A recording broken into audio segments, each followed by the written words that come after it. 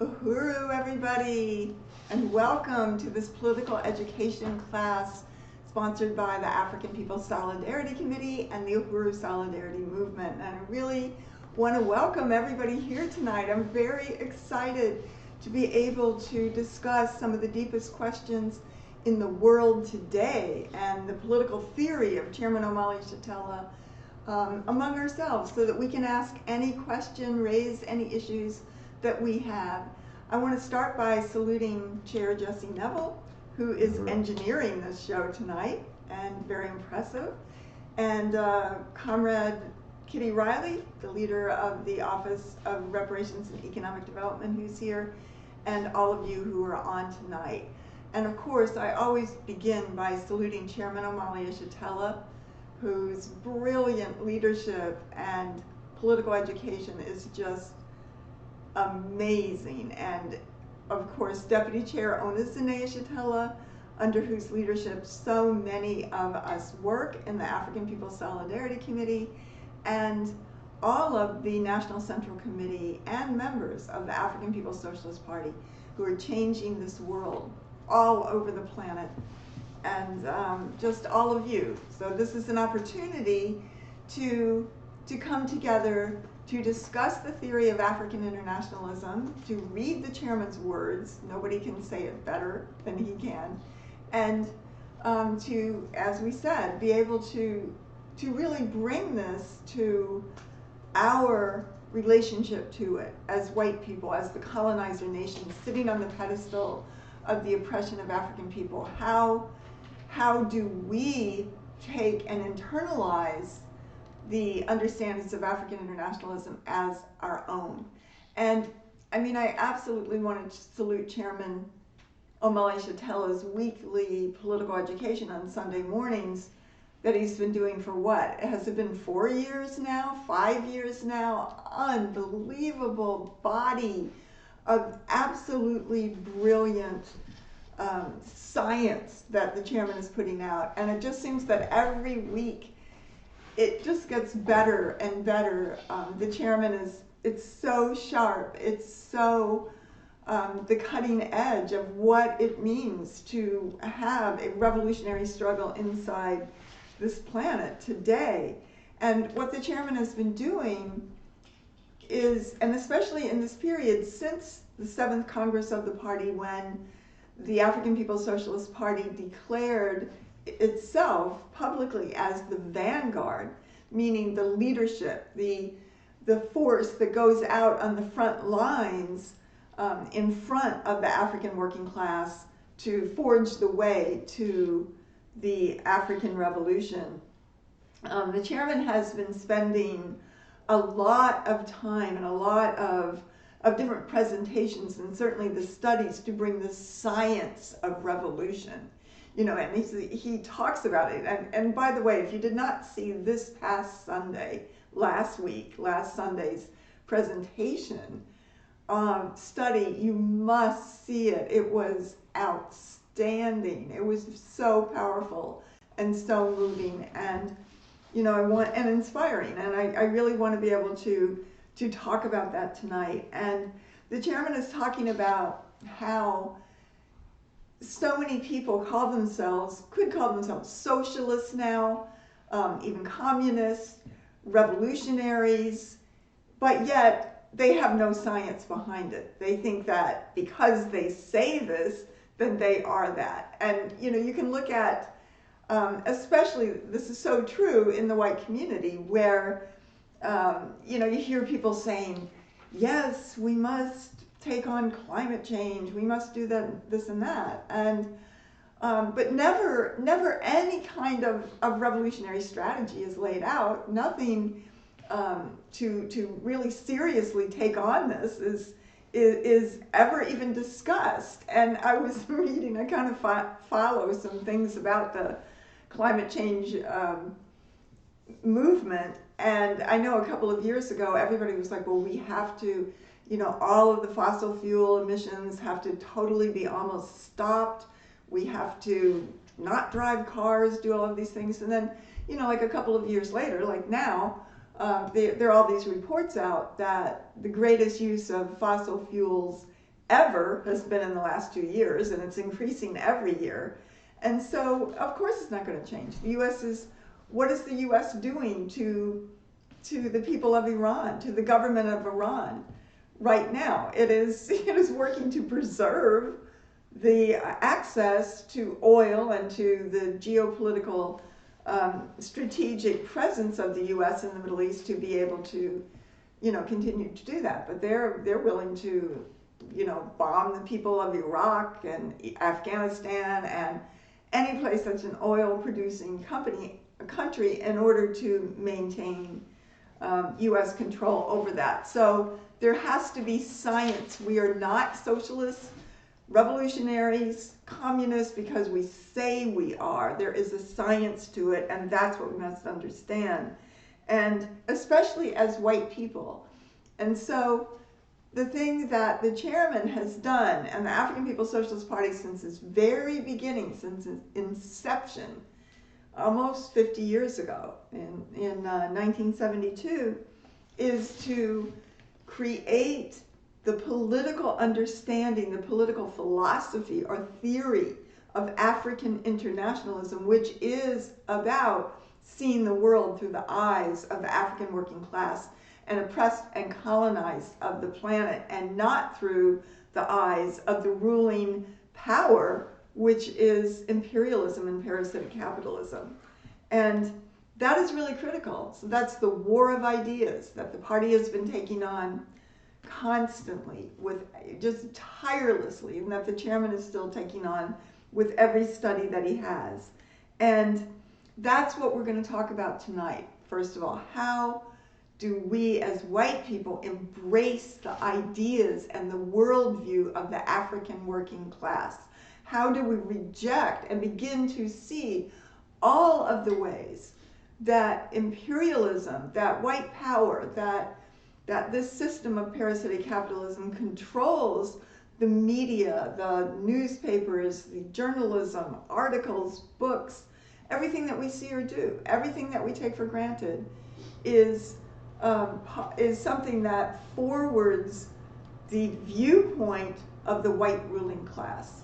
And only African internationalism is challenging that. And it is something that is becoming increasingly influential in the world. And we can see this. One, that the chairman was invited to speak at Oxford University, and they recognized his brilliance and what he represented in terms of African internationalism and the struggle for the liberation of Africa and African people, and also the profound nature of what the chairman was saying. And of course the chairman won, hands down, got a standing ovation. And that, we can also see the influence of African internationalism here and all around the world in all the myriad ways that the narrative, and as the chairman talks about here, that the once objects of history are becoming the subjects of history. And that is what is challenging all white people sitting on this pedestal, where, as the chairman also says in this chapter, that every dream and aspiration requires drone strikes in Pakistan and another murder of an African person, or imprisonment of African people, colonialism inside the borders of the United States. It requires that for us to live. And as the chairman talks about here, this is not, there is not a capitalism for Europe and another capitalism for Africa or for colonized peoples. It is one system, and one part of it, the European, the parasite requires the host. And without that, there would not be European wealth and prosperity and even experience of democratic rights. One of the things the chairman talked about last Sunday that I thought was incredibly moving was, how we get so used to hearing what's considered the norm. That there's war and what the U.S. is doing, and every day there's an expose of what this government does and has done, and all the murder, the genocide, the rape, the pillage, the disgusting system that we live in. And that's why we're here tonight. You know, that's why we're here, because this is not something that we can make peace with. And the chairman's talking about how, you know, we just take it for granted that of course African people should have $8 while white people have $250,000, so 31,000 times the amount of wealth in Boston, as one example, than African people. Or of course African people would be stuffed into the prisons. Of course their houses would be taken away. Every day something more comes out, and we just take that as the norm. You know, and that of course indigenous people are deeply impoverished and live in concentration camps called reservations. And of course children are being taken away from families at the border as indigenous people from south of the U.S. border are crossing the border, which has been stolen from them, land that has been stolen from them to begin with. So, you know, we just take this for granted as the norm, but African internationalism turns history and reality and the conditions that we see in the news every day right side up. And it shows us what the world can be and has to be. You know, that this is the norm and we take it for granted and we're going to live with this, we're going to accept this. You know, we say no. We say no. We say that there has to be the victory of African people led by the African working class and of all oppressed and colonized peoples, and U.S. imperialism must go. And you know, this is what this is about. This is what African internationalism is about. It's a strategy to overthrow and destroy once and for all this parasitic system built on the assault on Africa, on the enslavement of African people, turning African people into commodities, and creating a world in which the majority of humanity is colonized, all of which is plunder and rape and violence and brutality in order to bring wealth to a tiny percentage of the world's population. It's not sustainable. It's not sustainable. And it's the same trajectory, the same system that is responsible for the climate crisis that we see. Australia just burning up, over 1 billion animals killed, extinction level event going on there. You know, that doesn't come out of the blue. That comes in complete correlation to a system that's already created extinction for hundreds of millions of people on this planet, and for many, many segments of the indigenous population, African people, and oppressed and colonized people on the planet Earth. That's the responsibility. That's our responsibility to take this on. And I just want to say that the chairman really makes it clear, this whole question of parasitic capitalism. We're not talking about the white left opportunist, some kind of benign capitalism that sort of got bad as it got older. The chairman takes that on. That capitalism was born of imperialism. It was born of US or Europeans leaving Europe's shores, going to the continent of Africa, going to the Philippines, going to India, going to the Americas, going to the Caribbean, and colonizing, murdering, slaughtering the people, enslaving them, and stealing the resources in just this unprecedented amassing of stolen wealth and stolen labor that flowed into Europe for the last 500 years as the foundation for US and European leadership of the world capitalist system and of imperialism around the planet. So the chairman is also talking about the crisis of imperialism and how critical that is when clearly imperialism, the ruling class cannot rule in the same old way. It can't do what it always did. It's being challenged by resistance, by the uprising of the people, by various challenges every single day.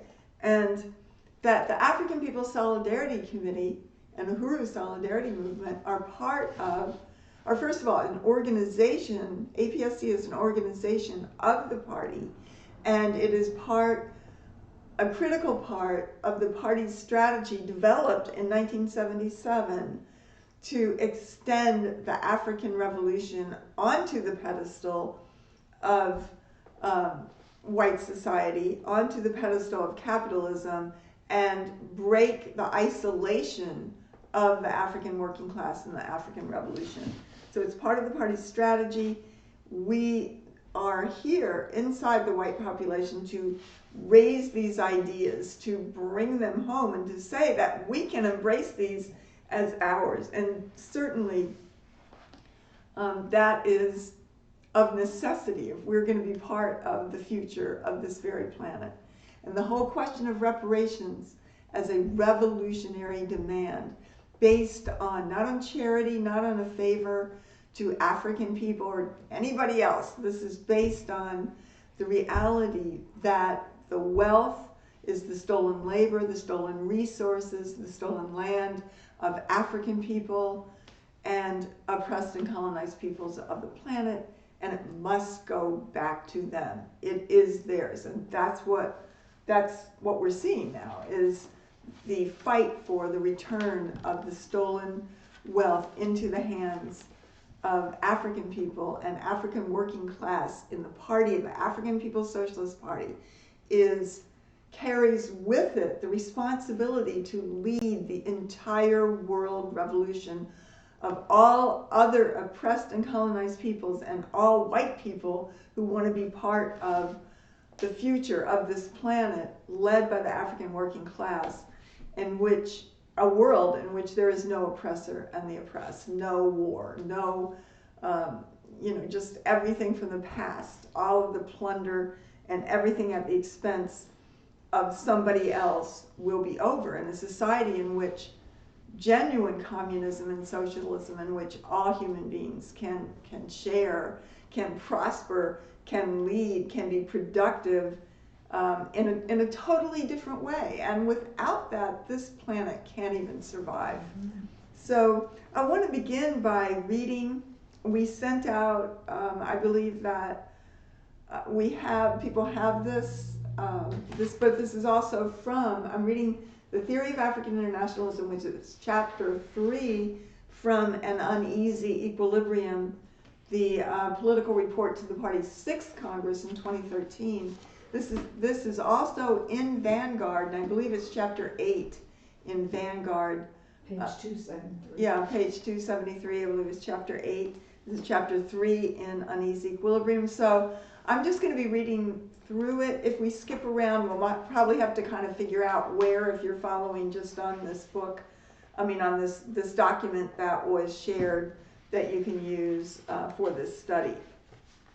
So I also want to say that please put your comments and your questions in the chat, either on YouTube or Facebook, where we can open this up, we can talk about it, and just really want to have a discussion as best we can tonight.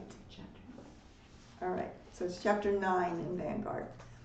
So I'm going to start reading this, and it starts by saying, the science of African internationalism enabled our party to avoid the ideological pitfalls that validate the assumption of the superiority of white people. I just love that sentence. It's such a brilliant sentence that just starts in this amazing way. Thus, we have never been diverted from our mission of capturing power and uniting Africa and our nation under the leadership of the African working class. So, the chairman just lays it out from the very beginning that the struggle is for power, not against racism. And for much of this chapter, he's taking that on and deepening that question of why it is not a struggle against racism, it's a struggle against colonialism. And the chairman says, our party brought science to our defeated African liberation movement at a time when it was generally bogged down in racial and cultural nationalism that indulged in candlelit ceremonies, religious obscurantism, and nostalgia for an often imaginary African past. Through African internationalism, we were able to discover the material basis for the exploitation and oppression of Africans and others in this world. With African internationalism, we can understand the material forces at work in the movement of history.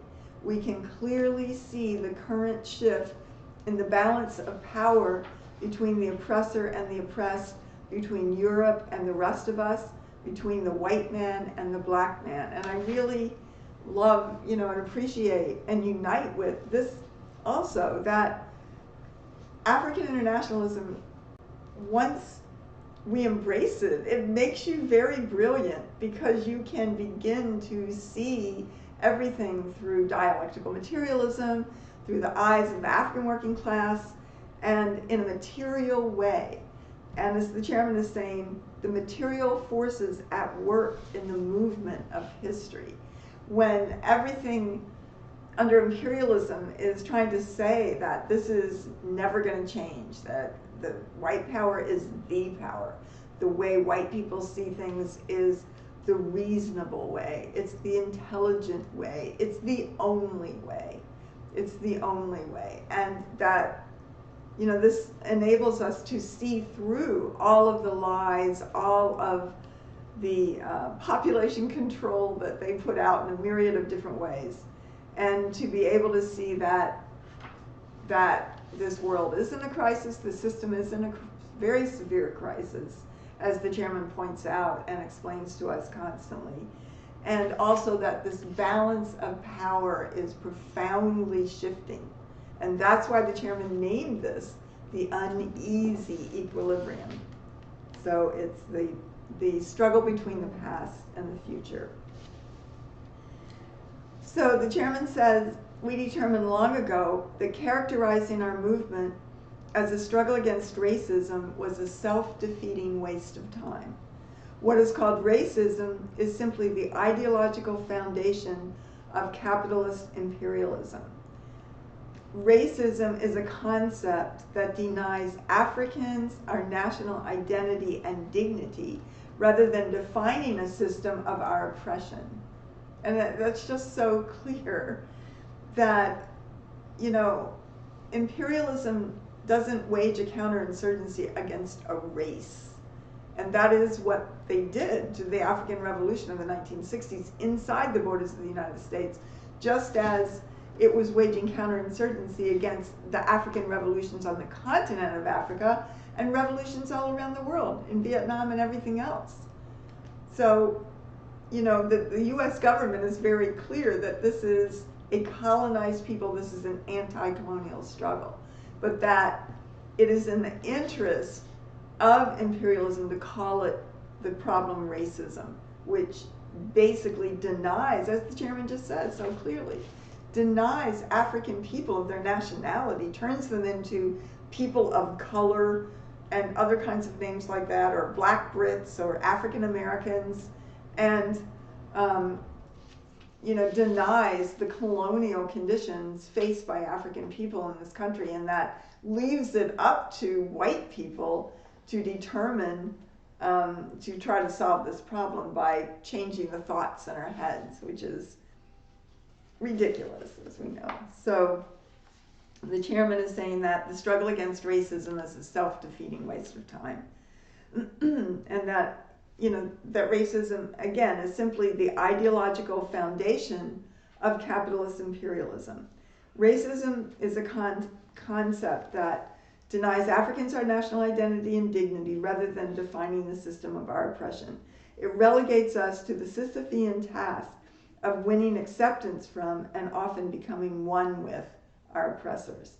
With African internationalism, we have proven that race is simply a colonial invention originating from the enslavement and colonization of Africans in Africa that gave birth to capitalism and simultaneously the European nation. Our struggle has always been for power, not against racism. To the extent that we win power, the racism of others becomes irrelevant. Power is the great equalizer, the fundamental aphrodisiac that is capable of turning a racist of today into a fawning sycophant of tomorrow. The struggle against racism is the struggle of the petty bourgeoisie. I just want to say something about that too, because the chairman, has been laying out in terms of the African nation, that he lays out also in this book, just an amazing chapter on the African nation that I'd like to do a study on soon.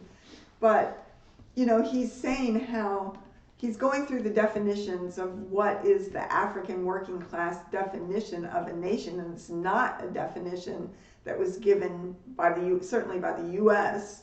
or by imperialists, but certainly not by the white left either. And one of the things he says is that we're a nation because we say we're a nation, that African people say that. And that's what Marcus Garvey did. I mean, he began with his organization in 1920s to just take on the vestiges of state power. They sent envoys to France and England to represent Africa. Garvey was voted by all of the 25 or 50,000 Africans that attended the first convention of Negro peoples of the world in 1920 at Madison Square Garden. Garvey was voted the president of Africa and began to just carry that out. And the first articles that were in the New York Times, because I went back in the archives and I was looking at what they wrote about Garvey at that time when he was at the Convention of the Negro Peoples of the World in 1920. And they totally, first, before they attacked him, they totally accepted the premise that this was African people and that he was the leader. And, that's part of what happens in revolution, is that African people or oppressed and colonized people, just like the Vietnamese, say we are, we have self-government, we have power over our own lives, our own culture, our own community, our own people, and we are a nation. And that's part of the process. And I think that it's, it's very, very powerful. And this is what the chairman is putting out, that African people are Africans. And we can see how that understanding alone is growing all over the world.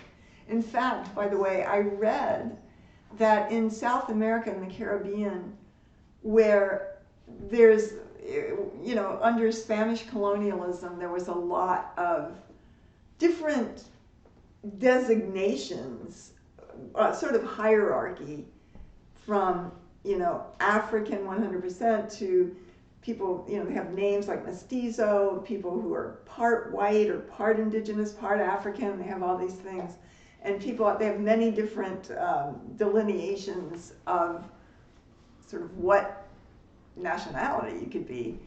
And I read that it's like the chairman is saying in this book, that it's very popular, it's very cool to be African. And in South America, they're saying that so many, like millions of people who maybe once called themselves some form of mixed are now declaring that they are African, so that they have this huge increase in the number of people who call themselves African all throughout that region. And this is because of the resistance and the whole struggle of the African consciousness that is coming about, and of which the African People's Socialist Party and Chairman Omali Yeshitela is tremendously responsible for keeping that out there and fighting for it.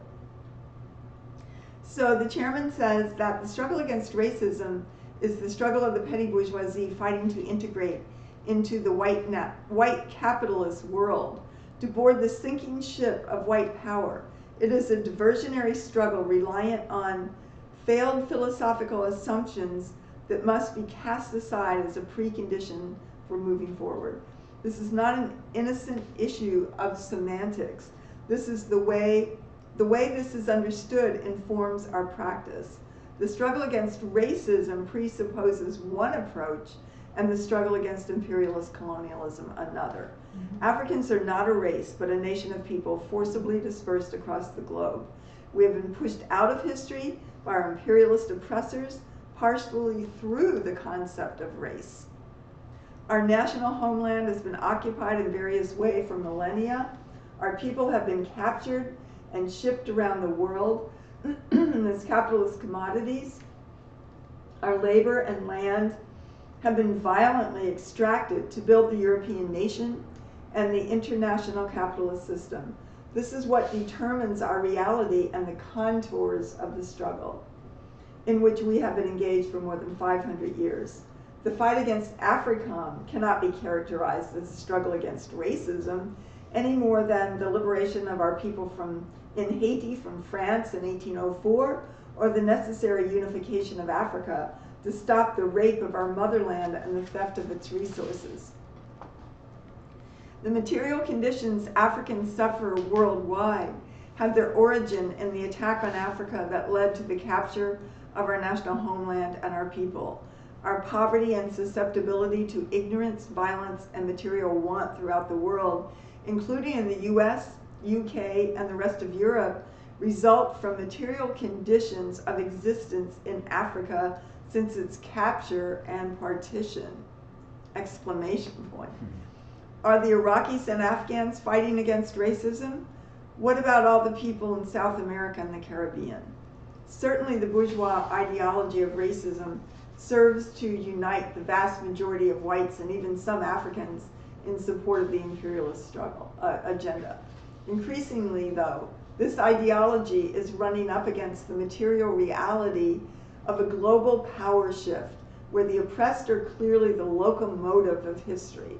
More and more whites are themselves running from their own racial designation. So true. Patrick Buchanan, whose worldview is informed by assumptions of white superiority that we recognize as racism, is himself alarmed by the growing evidence that shifting power relations are chasing whites away from solidarity with their racial identity. Apparently, this phenomenon has achieved such significance that Buchanan has conceptualized it as ethnomasochism in his book, Suicide of a Superpower. Buchanan laments, questions about the future arise. If the end of white America is a cultural and demographic inevitability, what will the new mainstream of America look like? What ideas or values might it rally around? What will it mean to be white after whiteness no longer defines the mainstream? Will anyone mourn the end of white America? Will anyone try to preserve it? One reaction Professor Su reports is that among cultural elites, some are shedding their white identity. If white America is losing control and the future will belong to people who can successfully navigate a post-white multicultural landscape, then no surprise that many white Americans are eager to divest themselves of their whiteness entirely.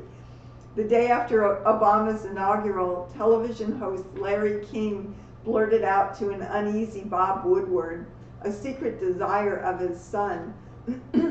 My younger son, Cannon, is 8, he says, and he now says that he would like to be black. I'm not kidding. He said, there's a lot of advantages. Black is in. Is this a turning of the tide? Indeed, black is in. The tide has turned. Black is the future, not because of some defeat of racism, but because Africans are part of the dispossessed, the wretched of the earth, that are overturning a world social system whose ideological foundation is racism. This system is no longer able to withstand the tide of history, sweeping all forms of capitalist parasitism into the proverbial dustbin of history. The anti-racists would have us fight for a place in the dying system by fighting against its ideology instead of the system itself. That's so clear. In this way, they would have us objectively uniting with our oppressors. Anti-racists would transform us into house Negroes fighting to save the master's burning mansion, to paraphrase Malcolm X. Parasitism is the essential question. Up to now, Since the successful rise of imperialism some 500 years ago, Europe and white people have been the subjects, and Africans and others have been the objects of imperialist history. We have been voiceless and reduced to invisibility in stature and significance. Karl Marx characterized the slavery, rape, pillage, and genocide associated with the emergence of white power and our current status as, quote, primitive accumulation.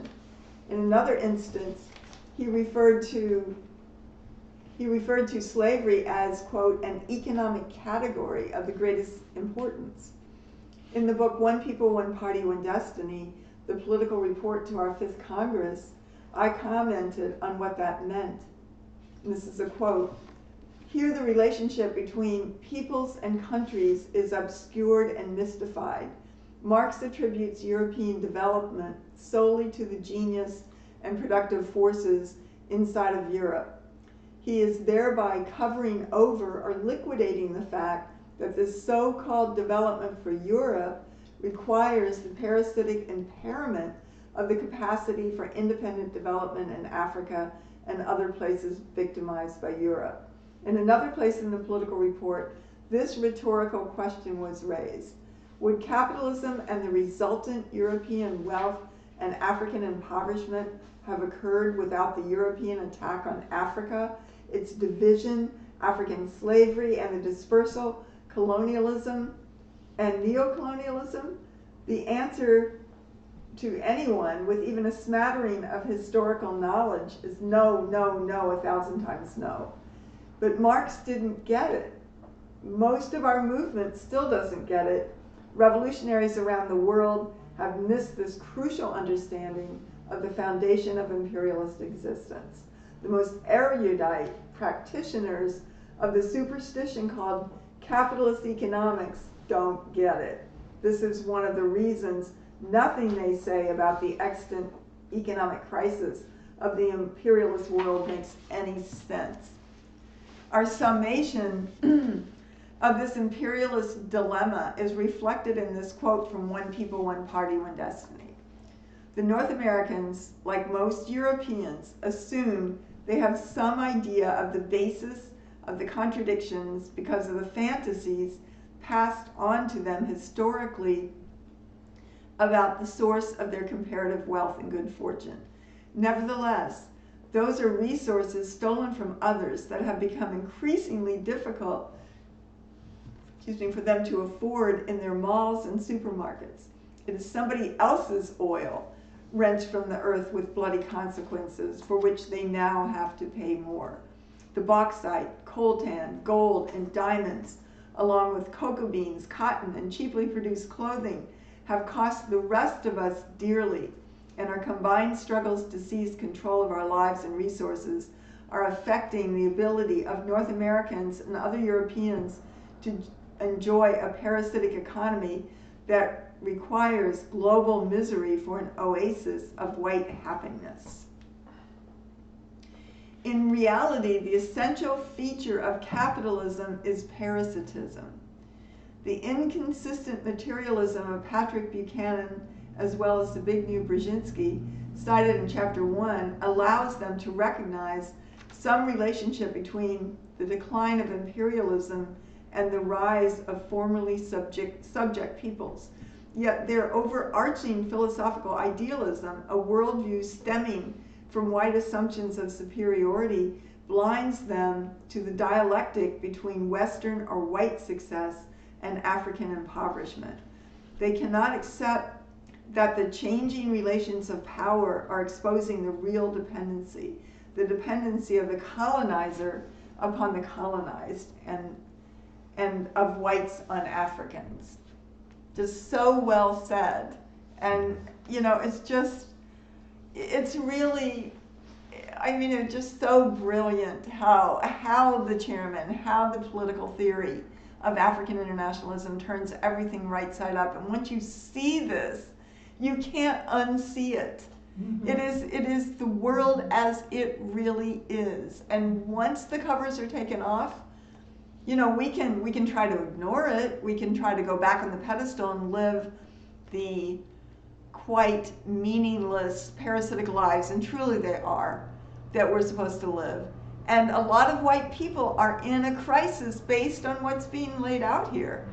And the crisis of imperialism is being taken on by a lot of white people because, as the chairman's saying, that we want the world to go back to how it used to be when imperialism was on the ascendancy, when it was in power, when it was winning wars, when it was, there's a docile populations of colonized peoples around the world because of such terror that had been waged against them.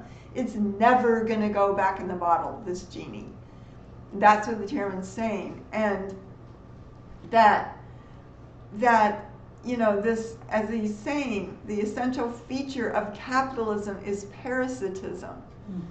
It is not, that's just so critical to understanding how the world is going to be transformed, how imperialism is going to be destroyed.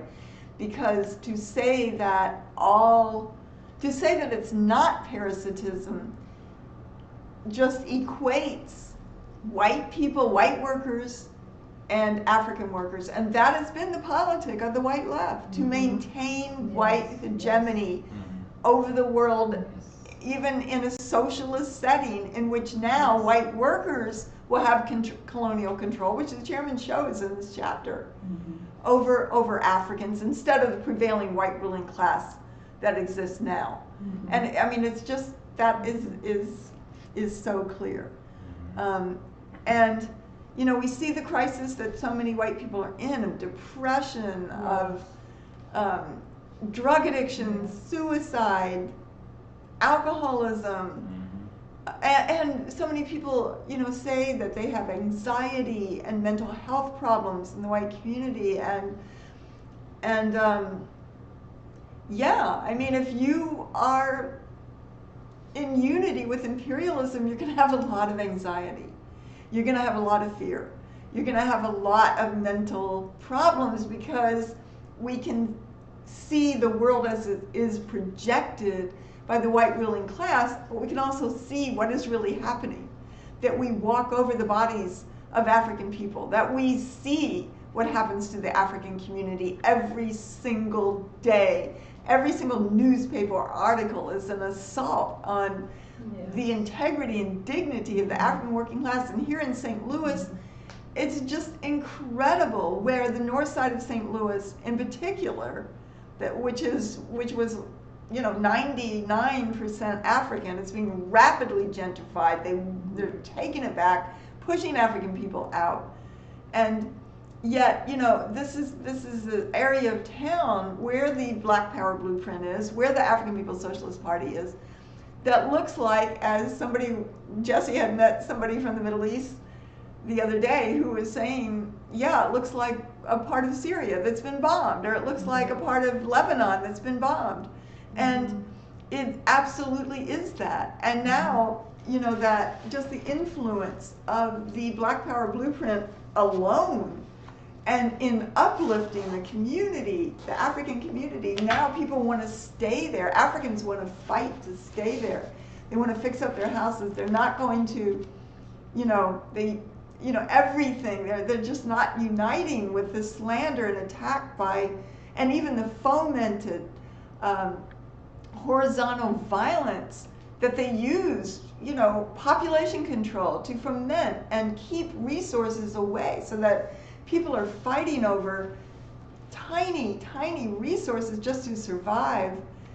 This is a typical colonial strategy that is used against oppressed and colonized populations everywhere to divide and conquer, to pit one sector of a population against another. This is going on. And these are the conditions that we see in front of us. And if we're walking by that, yeah, we're going to be mentally ill.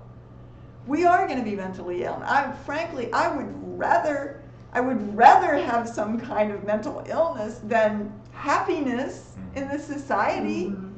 That what kind of society is this to be happy in? And in fact, that's part of, the Declaration of Independence, the Bill of Rights, that you have pursuit of happiness. as part of what a white American is guaranteed, the pursuit of happiness, which never ends. That's the lifestyle of white people, is the pursuit of happiness. And and it is finding that there is nothing there. There is nothing there. So, if we want to, you see, I mean, they even dumb us down.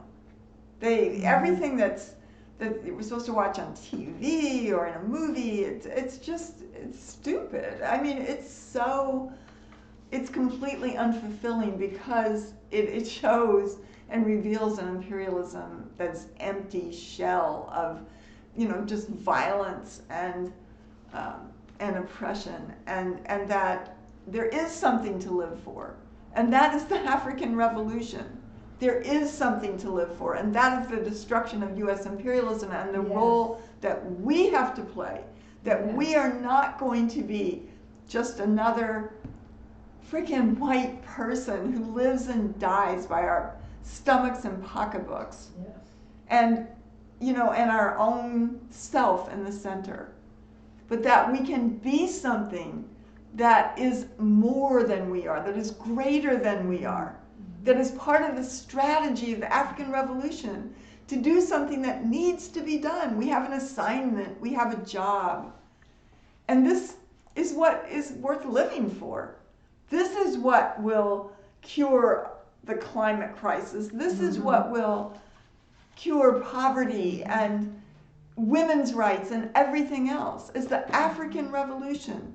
And we have to struggle to take this on, and we have to bring other white people with us and not go down in the trash heap of history.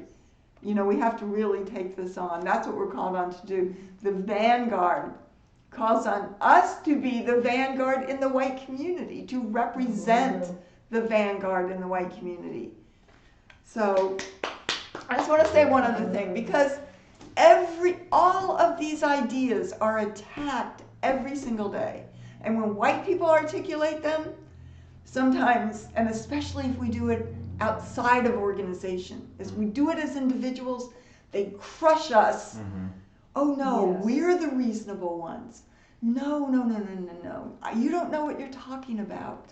Why are you so upset? Why are you so emotional? This is how it's going to be solved. We're solving that problem. Don't you know? We've taken this on. We've taken that on. They crush you. What are you? You're a traitor to your race. You are. You don't know what you're talking about. You're in something above your head. No. No. This is the truth. This is the truth, and we have to embrace it, take it on, learn it.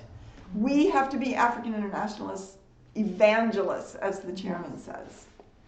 So, I want to keep, I don't know how we are in time, but I think we're good. So, the chairman is saying that I'm on the top of 65 in uneasy equilibrium, that this is as true for the capitalism as Adam Smith in the 18th century free market proponent as it is of the capitalism of Karl Marx in the 19th century scientific socialist. Wage labor, commodity production, private ownership, and the control of the means of production are features of capitalism that function on the foundation of parasitism, the primitive accumulation that Marx correctly identified as the equivalent of the original sin.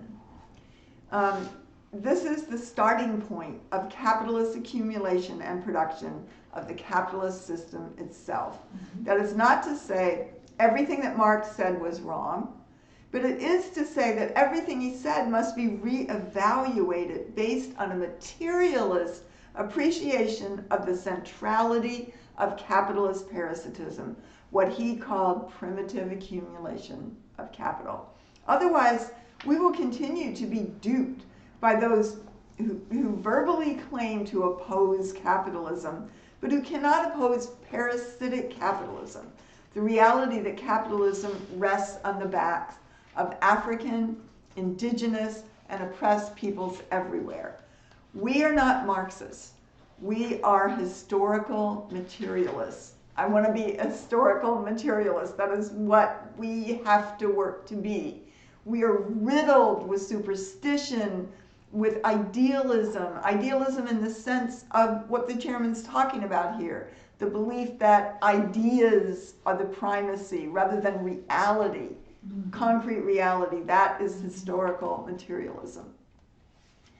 We have used the historical materialism of Marx, the science investigating and analyzing society, to investigate and analyze our reality as Africans. Our findings prove that we are part of the primitive accumulation mentioned by Marx. And of course, this is the chairman speaking of African people. Malcolm X, a materialist of sorts in his own rights, has been quoted as saying that a person watching someone sitting on a hot stove would describe the experience differently from the person actually sitting on the stove. This is true. The spectator is not required to have a full understanding of this experience. The victim of the hot stove is provoked by its reality. It becomes a historical necessity to understand the question.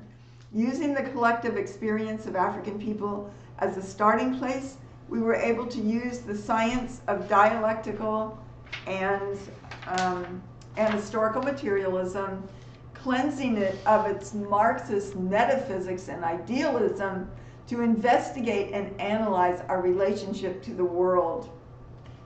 For us, the rise of capitalism in the world is not based on some purely abstract Marxist theory about the development of human society. It is not a theoretical question. Primitive accumulation is not a theory. The rape of Africa, the enslavement of our continent and our people, the forcible dispersal of Africans throughout the world as a means of rescuing Europe from disease and poverty, the process that gave rise to capitalism is a matter of historical record. Marx, the spectator, did not have to understand this. The person sitting on the hot stove, the living, breathing, thinking primitive accumulation, would either understand this question or perish. We chose to understand. More than that, we chose to develop a worldview stemming from this understanding. This is the origin of African internationalism. African internationalism is simply the worldview stemming from historical materialist investigation and analysis of the world, with its starting point being the experience and role of Africans in Africa in the advent of capitalist imperialism as the rise of white power. Parasitic capitalism is the real issue. It is this reality that ultimately distinguishes African internationalist socialism from the struggle for white rights that usually characterizes most movements of Europeans worldwide. It is the difference in socialism resulting from overturning the pedestal upon which all capitalist society occurs, and some variation of the National Socialism achieved by the infamous Nazis of Germany. And that, I mean, that is just so clear. And Bernie Sanders is talking, I mean, that's what he's talking about. Yep. I mean, he's not even acknowledging reparations, Right. much less parasitic capitalism. Yeah. He's saying that, like the chairman always raises, that over a number of years, workers can get $15 an hour. That's not what, what is being discussed. The question of socialism means that the workers have power over the means of production, have control of the means of production and the economy. And as the chairman has defined, the workers of the world are in the colonized community, especially African workers are the workers. White workers are not the working class. And the chairman has laid that out many times. So, just have a little drink of water here.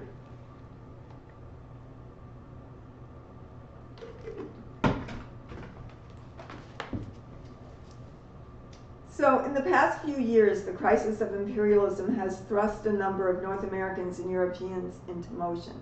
From Tea Partiers and Wall Street occupiers in the US to thousands of militants in Greece, Spain, Brazil, you could add France now, the yellow vests, and other crisis-ridden countries. White people have been mobilized. Pardon me? What are you saying? Covering your face with the book. Oh. White people have been mobilized by the inability of capitalism to live up to their expectations. They are demanding to be restored to their rightful place atop the pedestal of the capitalist prosperity, sharing in the stolen loot of colonial plunder. So let me just read that again. White people have been mobilized by the inability of capitalism to live up to their expectations. They are demanding to be restored to their rightful place atop the pedestal of capitalist prosperity, sharing in the stolen loot of colonial plunder. The problem is that this can only happen at the expense of the well-being of the historical victims of capitalist prosperity, the subject and colonial peoples of the world, whose exploited labor and resources create the pedestal upon which all white people sit. Europe's economic uncertainty has been brought about by oppressed peoples who are currently fomenting the crisis with our struggle for the recapture of our resources, our sovereignty, dignity, and our history. It is an error to assume that primitive accumulation is dead history, something that happened a long time ago with no implications for today. The truth is that today's capitalist imperialist structures, the ones being challenged in 1,000 different ways, are structures that originated in the very genesis of capitalism as it emerged through the assault on Africa and the majority of humanity from the primordial sludge of backward and disease-ridden Europe. These understandings of African internationalism require action. They are not for consumers of information. And I mean, that's certainly a message that has to go to the white community in a very clear way, because there are people who like to adopt these ideas and bandy them about, but who do not want to do anything. And this, as we know in this movement, that this movement, as the chairman says, that African internationalism is a theory of practice. We cannot understand it and do nothing. We must be organized under the leadership of the African People's Socialist Party and carry it out and get out there and fight for winning every white person that we possibly can to pay reparations, to take a stand in genuine solidarity with the liberation of Africa and African people. These understandings require action. They are not for consumers of information. Our party's theory is the only body of political understanding that can make sense of what is happening to the world today. Our African internationalist theoretical contributions serve to break the shackles historically imposed on revolutionary theory as perceived through the lens of oppressor nation intellectuals whose worldview was determined by their existence on the pedestal of our oppression.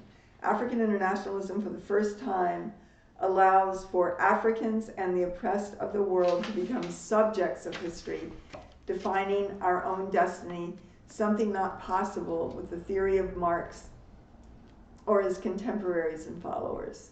Today, the conditions of the real world, manifested by the crisis of imperialism, are beginning to confirm what African internationalism has so long predicted: the reality of primitive accumulation of capital, and the fact that capitalism was born at the expense of the suffering of African and indigenous peoples and is therefore parasitic, the reality of Africans as one people dispersed around the world, who are colonized wherever we may be located, the understanding that African people live under a policy of U.S. counterinsurgency in the U.S., these are some African internationalist understandings whose significance is becoming recognized by the world. African people, like all humanity, have always been motivated by the struggle to understand our place and destiny in the world. We, like others, have, through our collective life experiences, been compelled to find answers to the fundamental philosophical questions revolving around the primacy of the spiritual versus the material world. What is the basis of our oppression? Can the answer be found in religious scripture? Are we oppressed because we have offended the gods, or perhaps sought solace from the wrong gods? Are the white colonial oppressors and some of the African petty bourgeoisie correct when they say we are experiencing the consequence of insufficient civilization or inadequate education, or that we are morally depraved?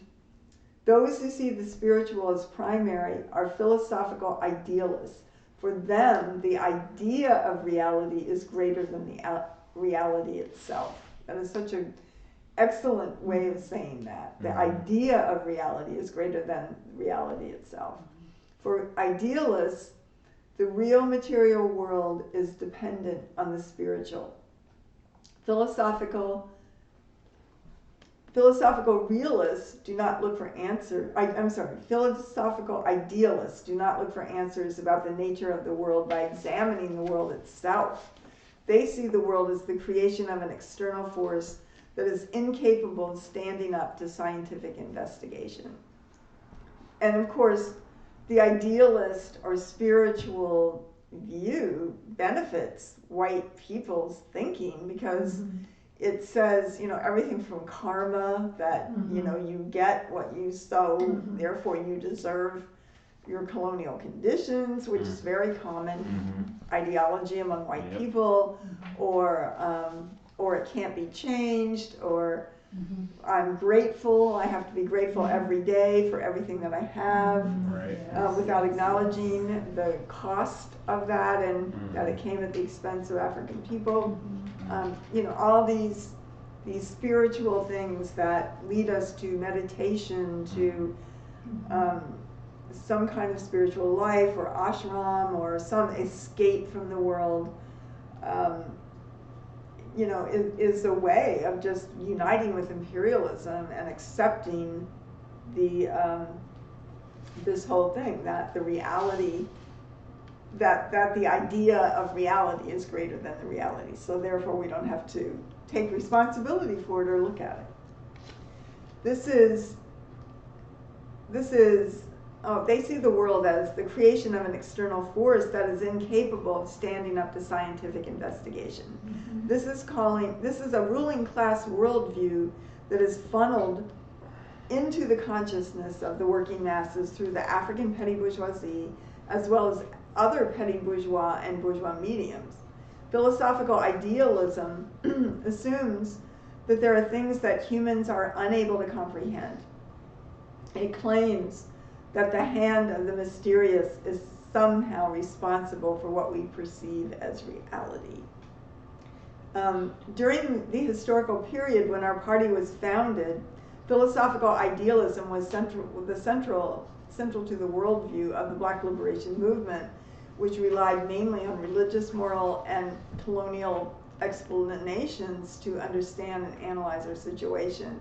And, to also say that, I think this is the point the chairman's making, but part of counterinsurgencies everywhere is the imposition of spiritual and idealist kind of thinking onto people who would have been struggling for a revolution. I read, after the 1905 revolution, the first revolution in Russia, before, they won, that after that all the revolutionaries back then, started getting into yoga, Buddhism, all these things, just like now, and it's part of the counterinsurgency, defeating those ideas, the materialist ideas of the revolutionary. So African philosophical idealists of that period sought explanations for our conditions of existence and our future in the articulations of great leaders, or simply in the consciousness of the Black Liberation Movement itself. In other words, the idealists accepted the movement's and its leaders' own self-definition as primary, rather than fundamentally examining the actual material conditions that gave rise to the movement and its leaders. Other philosophical idealists with whom our movement had to contend were the various white liberals, including those who defined themselves as leftists. Many of the white leftists relied on religious and moral explanations for their analysis, attributing our oppression to the flawed character of the oppressors. That is really such a great point. According to these idealists, our oppressors were people who had strayed from the American or European moral idea. And you still hear that constantly. Mm-hmm. This is what America was founded on. Right. These ideas of democracy. No, it was founded on genocide of the indigenous people and the enslavement of African people. In this way, the white liberals were not that different from the petty bourgeois leaders of the Black liberation movement. White leftists' ideological intervention usually represents itself in the paternalistic, condescending tendency to approach the oppression of African people from a predetermined assumption of the universality of the white experience. And this Eurocentric viewpoint shows that the leftists have pretty much the same viewpoint as all the other whites. And I think that, you know, if you are in St. Louis, and I'm not even talking about the left, but I just want to make this Eurocentric viewpoint. This is a city that is 50% or if not more African. They manipulate the numbers, but it's clearly more than 50% African. Yet everything that's in the newspaper, everything that's on NPR, everything that comes out of city council is addressing white people or addressing the entire city as if it's white people. Mm-hmm. This is the Eurocentric dominant way that all of this, that every aspect of life, from politics to education, everything is put out there, never from the point of view of the African working class. So often influenced by Karl Marx, many leftists deny being philosophical idealists. Their idealism, nevertheless, is reflected in their demand that Africans, the indigenous of the Americas, and the majority of the world's peoples understand our struggles as objects of European defined and experienced history. From their perspective, Africans and others are relegated to the position of auxiliary forces whose ultimate unhappy destiny, independent of our will, history, and experience, is to facilitate the emergence of the industrial or white working class as the new ruling class in a utopian post-capitalist world. You know, and all these white leftists are wondering, well, where are all the black people? Why won't they join the anti-war movement or the white left? Yes. The chairman lays it out perfectly. The African People's Socialist Party sprang from the very bowels of the remorseless reality and struggles of our people. As we developed, we were increasingly forced to shed all reliance on religion, other forms of superstition, and the goodwill or moral epiphany of our oppressors. Mm. Our struggles to understand our reality, while occasionally encumbered and influenced by the worldview of the educated and upper classes, were rooted in attempts to solve the real problems of the concrete contradictions in which our people are embroiled. We were forced to learn that our preconceived notions, gleaned through colonial civics books, preachers, and liberal white friends, only help to obscure the real contradictions with which our people are confronted. We came to recognize that we must understand the world just as it is, not as we would wish it to be. We were forced to become philosophical materialists.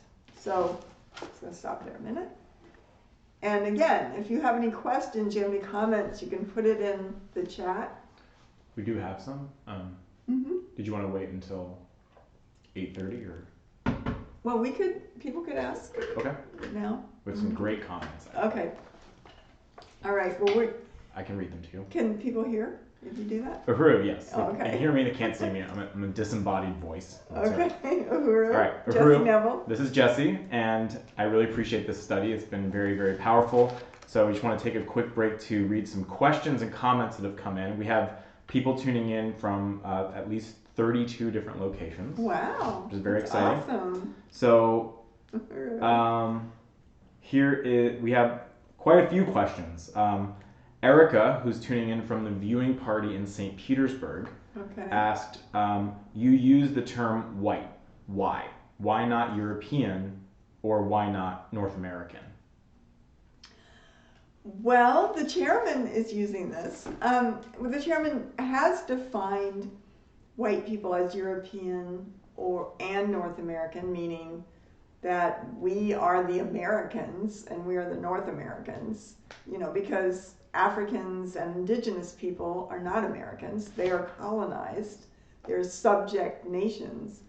And the chairman often uses white because that is, I guess, the common usage in a way of that. But certainly in the technicality, he is always raising that, white people are Europeans, North Americans. We are the oppressor nation. We're the colonizer nation. We are the Americans, and this is what America represents. And so, he's also using white interchangeably with that. Uhuru. So we have two very interesting comments, both from Spokane. Okay. One is from Paul Kessler. Oh, all right. Uhuru, Paul Kessler. Paul Kessler says, the weakness of the leadership of the white left can be seen in the fractured ideology that takes on each problem with a separate organization, taking resources which should be reparations. All right. And, yes. Yes. It all should be reparations. And Kristen Forthen had a few comments. One is that she wrote, I appreciate Penny stating that the chairman has taken dialectical materialism and separated Marx's idealism and metaphysics the same as Marx did with Hegel. Okay. That was a comment. And then we have some right. questions. Here's a question from Santosh, who's also tuning in from St. Petersburg. All right, Uhuru to everybody who's on. Great to hear from you. Santosh asks, why do most revolutions, and he put revolutions in quotation marks in this case, end up being the overthrow of reforms of the oppressive system to get a piece of the pedestal? Where do they historically lose the goal on their path? Well, I think that's a really profound question. And there's many examples of revolutions, of course. And some of the most outstanding examples of a revolutionary anti-colonial struggle were China and Vietnam, because they were led by a party of the working class. Most revolutions are led, if you study them, in most countries, at best, if they fought, like Nicaragua, El Salvador, and other places, they were led by coalitions or frentes or fronts. And while it seems to me in my observation that once an anti-colonial revolution starts and becomes viable, that almost everybody will join it and fight. But where the struggle comes down is afterwards. And if there's not a party to lead that, then it opens the door for people who betray the revolution. And that's happened. That happened in Nicaragua. That happened, in many other places. And, but I think that the key question is that none of the revolutions had the understanding of parasitic capitalism. And one of the understandings that the chairman talks about and is developing really more and more as well is that revolution is a worldwide revolution. There cannot be socialism in one country, because imperialism or capitalism, parasitic capitalism, is a world system, and it dominates the world economy. and they can't. There's no way, or even, as it was in the 60s and 50s with the Soviet Union, China, they tried to create an economy, but they weren't able to do that. And they were crushed by U.S. imperialism and U.S. parasitic capitalism.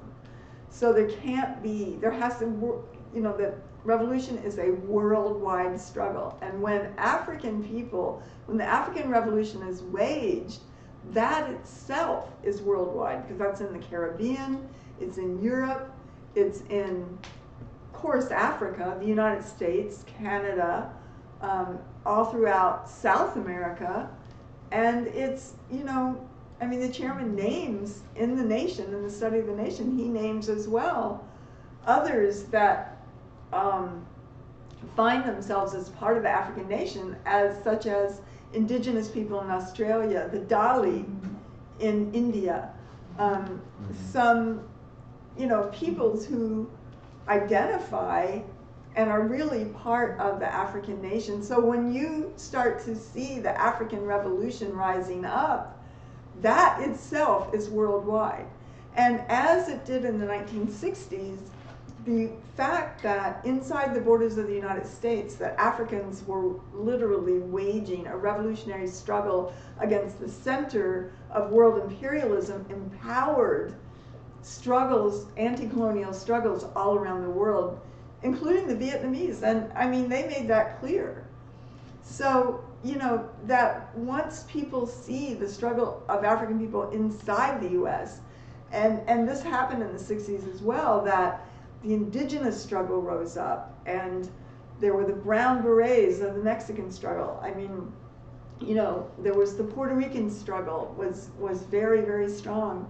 And so all of the sectors of colonized forces within the borders of the United States are empowered through the African Revolution to join in the world revolutionary struggle and winning their own colonized peoples to be part of this. So, it's going to happen. It's going to be a world struggle. Also, as the chairman is pointing out, imperialism is on a decline. It's killing itself. It's given, as the chairman always says, the noose to hang itself with.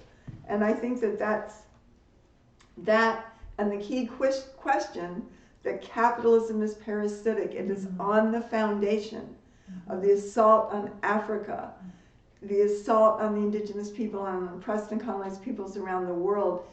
That understanding of parasitic capitalism is sweeping the world, and it cannot be stopped at that point. When all of the oppressed and colonized people of the world are clear that this is theirs, they're taking it back, imperialism has to go, we will see, and that it will be highly possible, as the defeat of imperialism, as the crisis of imperialism deepens, and these conditions come together in a dialectical way, we will see the victory of all oppressed and colonized peoples. We will see the basis for true socialism on this planet, and as the beginning stages of a communist world and defeat of U.S. imperialism. And that's only through this theory. It's really powerful, because if the Chinese, the Vietnamese were using Marx and Lenin, so they were using a Eurocentric viewpoint to try to wage an anti-imperialist struggle, a struggle against parasitic colonial capitalism, and that was not able to be carried out in a successful way, even though they kicked U.S.'s ass. All of them did, and they, especially the Vietnamese, and they were the defeat of the U.S. by Vietnam is a key part of the crisis of imperialism that the U.S. is experiencing today. It's still being analyzed what happened to the U.S. At the hand of the Vietnamese. So, they won that war militarily, but the U.S. still controlled the world economy. And it forces them into a complicity with capitalism as it exists. So, it's very profound, This is history that we are reading. This is history that we're part of under the leadership of the African Revolution. That this is how the future is going to unfold, not in some passive way, but because the African People's Socialist Party is making it happen. They are killing imperialism, and that they're creating and forging and fighting for the future. And we have a role in this as white people. We have a role on the pedestal, a key role to win as many other North Americans, white people, Europeans, whatever you want to call us, devils, mutants, to be on the side of the African Revolution, the world revolution, to be part of the future. Uhuru. We have a couple more questions, Okay. if that's all right. Okay, so we have a comment from Ron Hudson. All right, Uhuru, Ron. Tuning in from Seattle. Ron Hudson says that he appreciated the connection between last Sunday's study with the chairman and the discussion of all the contradictions that are accepted as normal. Yeah. And in reading chapter 3 of An Uneasy Equilibrium for this study, connecting that to the idea that it is normal for the mainstream left to consider capitalism as progressive, but for the colonized it is oppressive. Right. Very good. Great Thank comment. you. Totally unite. And then we have some questions from Kristen Forthen. Uhuru, This Kristen. was actually submitted earlier when you were talking about the dumbing down process that takes place under capitalism. Yeah. Kristen asks, is that dumbing down part of counterinsurgency? It seems like our thoughts can be at times the result of counterinsurgency. What do we call these national news arms if not counterinsurgency? Is it just imperialist theory, white power theory, and worldview? Uhuru. Well, there's so much to say about that. Not that white people have ever been not dumbed down, but but there was we just read a book. The chairman was reading it. I was reading it. The book called The Poisoner in Chief, about the CIA's MK Ultra program to control thought, and tried through drugs and LSD and all kinds of ways, a myriad of ways. And so, controlling thought is something that they're doing, and certainly Facebook and all this is part of that. And I think that when I was younger, and I certainly couldn't understand the world because I wasn't an African internationalist, but the chairman defines, the 50s and 60s as the time when revolution was the main trend in the whole world. And there was an incredible excitement in the world that everything was possible, that there was something incredible happening, even if you couldn't say what, if you couldn't totally analyze it, that there was this world coming together and that the world was changing in very profound ways. And that sparked just the African revolutionary culture and thought, sparked so many ideas. I read a really interesting book called White Women in the Garvey Movement. It's really interesting if you find. In fact, the chairman found it at a used bookstore when he was in Seattle, and I was like, ask him if I could read it. And I did read it. But it was saying that these women, that like in the 1920s, these white women, when the U.S. puts forward all these ideas that were going on in Paris, and how all the artists and intellectuals from the United States went to Paris and lived there, and Hemingway and Gertrude Stein and blah blah blah, but the thing that it was saying was that these white women were attracted to the Garvey movement and the Harlem Renaissance, which was part of it, as really profound ideas, and found the ones that, all these things that were supposed to be happening in Paris as just like empty and stupid, and because it's the African Revolution that just generates culture, ideas, the expression of the possibilities on the planet. And that is not new, and that's what gave the 60s the dynamism and just so many things. You think of Richard Wright and James Baldwin and all the geniuses anyway, just the flowering of ideas and culture. And now part of counterinsurgency, is dumbing down of ideas, is don't think.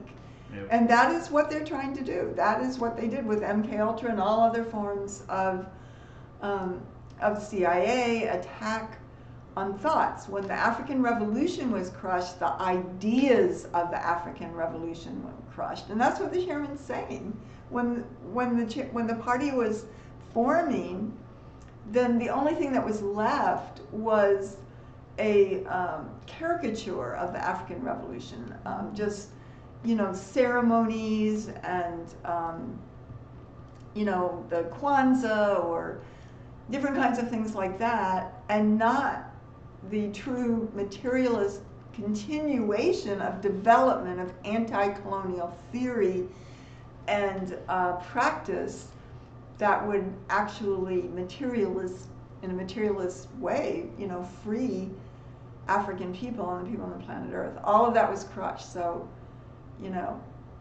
we're here. We're here with reality shows and stupid movies, just stupid novels, everything. I mean, there's really nothing out there in this culture except for the party, except for the African Revolution and any other expression of the voice of the former objects of history, as they define their own reality in a myriad of different forms. So it's very exciting. We're on the ascendancy of another, renaissance of the world that will be bursting forth as African internationalism becomes the mainstream theory of the oppressed and working class of the world. Any other comments? Nope. All right. Well, wow. I really appreciate this discussion. Especially, it sounds like a lot of people from the West Coast. So we can read a little bit more. And let me see where I was.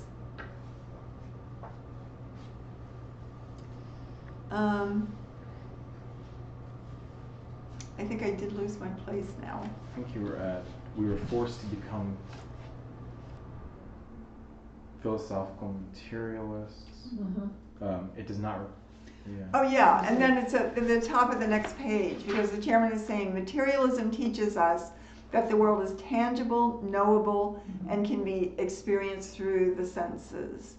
It teaches us that all existing phenomena result from material causes that come into being, develop, and pass away according to the laws and motion of matter. Materialism informs us that the material world is primary. It is objective reality that exists independently of the mind and will of individuals. It does not require the permission of gods or important persons for its existence.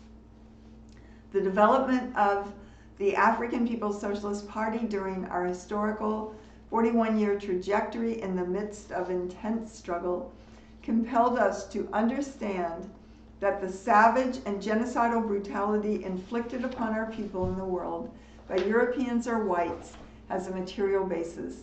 It is not due to the will of the gods, or simply some moral deficiency on the part of whites. That is really good.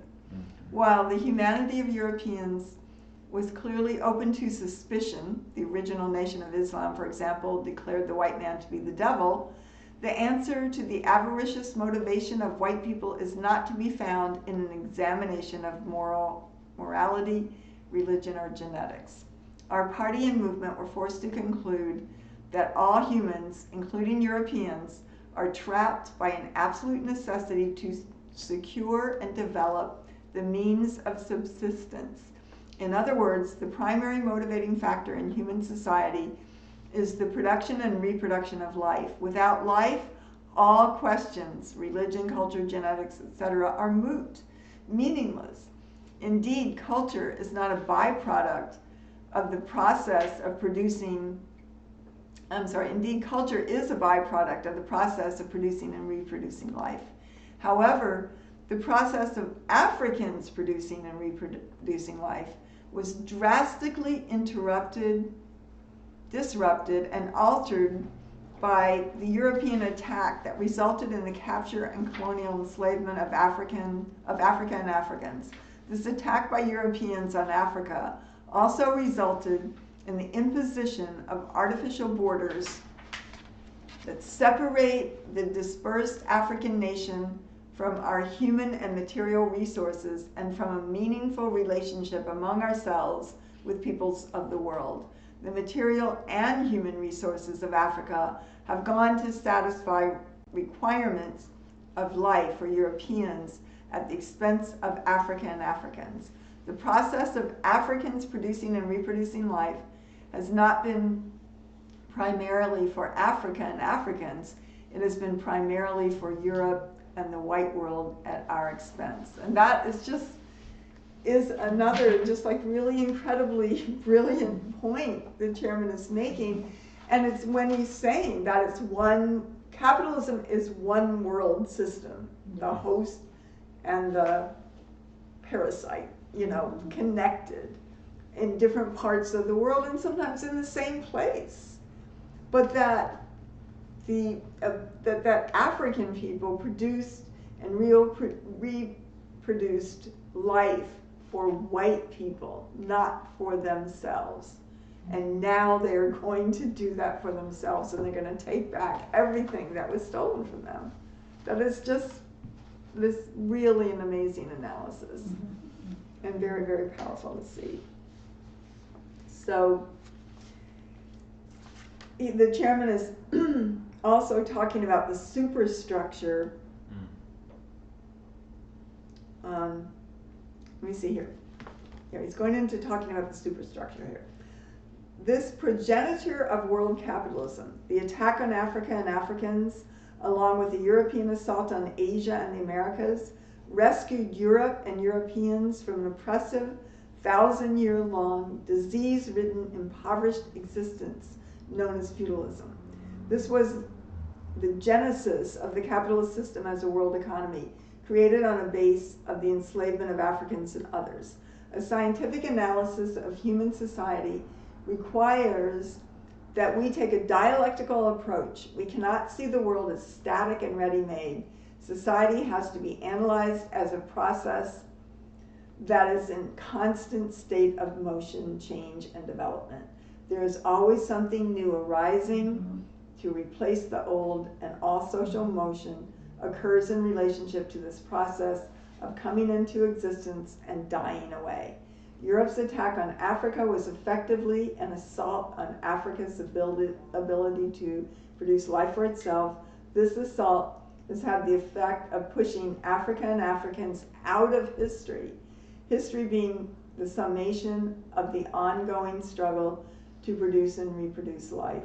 Slavery, genocide, and colonialism are the stuff of which capitalism was born. African enslavement was the first capital in the development of capitalism. The prevailing legal system, culture, religion, and general philosophical outlook or worldview constitute the superstructure of capitalism thus conceived.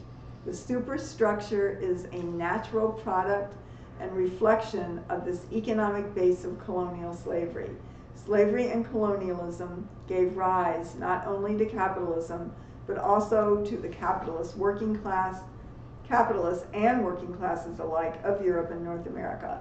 The workers and the bourgeoisie, the two primary capitalism-defining classes, have occasionally fought great battles with each other since their inception as contending social forces. Nevertheless, both were born and developed on a platform of slavery and colonialism.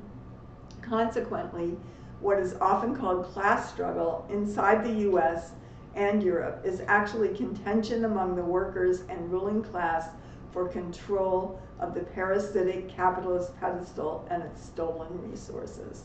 The parasitic foundation of world capitalism continues to exist up to now as the true economic base upon which the entire superstructure of the capitalist-defined, capitalist-dominated world rests.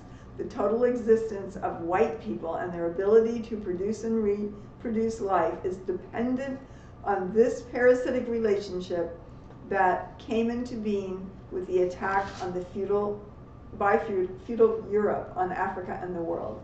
Instead of separate, more or less self-contained worlds existing in casual relationship with each other, there is one capitalist world system united by a parasitic economic relationship imposed by Europe upon the rest of us.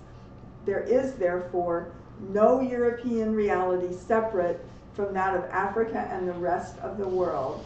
The entire world is now locked into a single dialectical process, a unity of opposites, whereupon the gruesome extraction of life and resources from Africa and the rest of the world is a condition for the life and development of what we now know as Europe, white people, and the capitalist system to which we have been forcibly affixed. The legal system, culture, white sense of sameness, and political institutions are reflections of this parasitic economic base. Every white aspiration and dream, every expectation for a happiness and a good life, from a successful marriage to a secure future for their children, requires drone strikes on Pakistan, police murders and mass imprisonment in the African colonies and barrios of the US, and starvation and forced displacement of the oppressed throughout the world. That is just, I mean, that is really profound, and I'm going to stop there. That is a great thing to end on. That makes it really, really clear for us and why our job is to go out there in the 130 cities that USM is now has members in, and create in every one a base of dual and contending power in the white community that is dual and contending power of the African Revolution inside of white society, that is turning over the resources and the minds of white people, separating ourselves from all these expectations that we comply with of imperialism, and stand in genuine solidarity with the African Revolution and do whatever has to be done to take this on, because the system must go. It must go, and as the chairman has said, the world is in an existential crisis. Will it continue to exist? That is the question. And only the African Revolution can answer that in a positive way. There is nothing else out there. The African Revolution will fuel and inspire the anti-colonial revolution of the entire world. And white people can join that. White people can turn loose our whiteness, commit national suicide. We can be part of the African Revolution. We have to take this on. We have to do it under the leadership of the African People's Socialist Party and the African Socialist International. So, I really want to salute all of you who've been on. Excellent discussion and questions and comments. Just really love you all, USM, wherever you are. It's very, very powerful to be part of this. And I also want to remind everybody that the first plenary of the African People's Socialist Party since the 7th Congress, which was a little more than a year ago, is going to be held February 1st through 3rd in St. Petersburg. If there's any way you can get there, you need to get there. It's going to be profound. If you can't get there, I believe it will probably be broadcast on social media. I'm not sure, but at least parts of it probably will be, and definitely look out for that. It's going to be history making, very much so. The chairman's political report, which will be issued in probably the next few days, made public, his political report for this plenary is going to be amazing, and it lays out, just the analysis of the world situation now and everything that the party has accomplished since the last Congress and the way forward. You know, the mandates for the way forward that the whole movement will be uniting around and taking on. It's very, very exciting. And also that the Uhuru Solidarity Movement Convention will be here in St. Louis on April, is it 18th and 19th, coming up very soon. So, you know, just planning to see all of you for that as well. Really want everybody to get here for that. That's going to be very powerful at Aquaba Hall, right in the middle of the dual and contending power of the Black Power Blueprint at 4101 West Florissant here in St. Louis. History in the making again, though. Any other announcements that anybody want to put in the comments or chat, or Chair Jesse, that you know about? I know that tomorrow is the MLK, the Martin Luther King Day. Monday. Oh, Monday. Okay, Monday is. And here in St. Louis, there's going to be actually an MLK rally tomorrow at Sunday at 4 o'clock, and then Monday at 10 o'clock at the Uhuru House with volunteers and people coming out. It's going to be very, very great. And I know that Uhuru Furniture Store in Philadelphia and Oakland always have amazing Martin Luther King days, and have had for many years, days of service. So everybody in those areas should go out, and I don't know, I'm sure there's other ones in different places as well. Martin Luther King days that being days of service that are being sponsored by Zenzele in Huntsville. Oh yeah, Zenzele in Huntsville is having one. So yeah, get out there and get going, because it's going to be great. It's going to be a great day of service, and it's incredible to see these more than 50 institutions of the economic institutions of the African People's Socialist Party creating a liberated anti-colonial economy in the hands of the African working class. It's very, very powerful to be part of this. So any other announcements that anybody wants to say? Everybody should tune in to the incredible Spear study led by Comrade Jackson every Thursday at 6 o'clock, 6 o'clock Central, 7 o'clock Eastern, and just really a great program. So if that's it, then we're going to end by saying unity through reparations! Uhuru! Over.